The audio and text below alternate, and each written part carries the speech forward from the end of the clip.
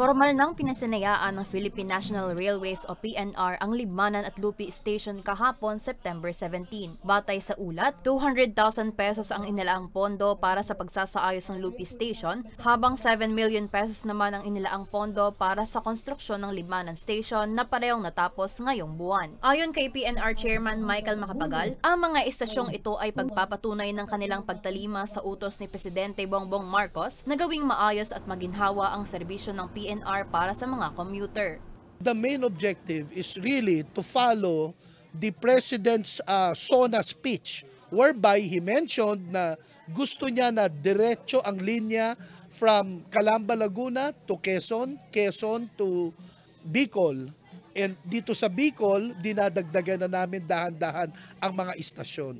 Ang plano ho kasi ng PNR that by 2026, by next year, yung panawagan ng ating mahal na Pangulo, masunod na. Suportado naman ni Lupi Acting Mayor Noel Agravante at Libmanan Acting Mayor Ariel Orino ang bagong istasyon ng PNR sa kanilang mga bayan.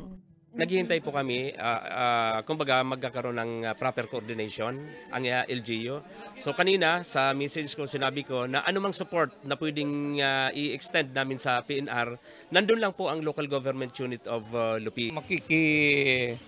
Tabangan, mahagad kami ng tabang sa PNR, sa DOTR, as in, pero counterparting na sistema, tanganing makakaag kita dyan ng fence lamang, tanganing pong sa mga maharong na parte, hindi yun nasakop kang Libmanan, tanganing pong maibitaranta ang mga untoward incidents. Kaugnay nito, sa November, target naman na buksan ang Ragay Station, habang target ding buksan sa Disyembre ang Tagkawayan Station na mag-uugnay sa Bicol at Southern Tagalog.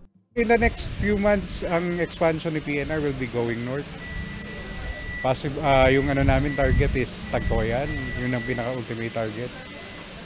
Along the way, magre-repair kami ng mga stations, yung Sipokot stations and other stations going north. Ragay, Tagkawayan, yun ang mga stations na nasa pipeline na i-repair ko. Kasunod ng inaugurasyon, nagkaroon rin ng trial run ng tren bilang paghahanda sa pagbubukas ng biyaheng Naga-Lupi sa susunod na buwan. Para sa mga balitang Tatak, Bicol, El Yanzon.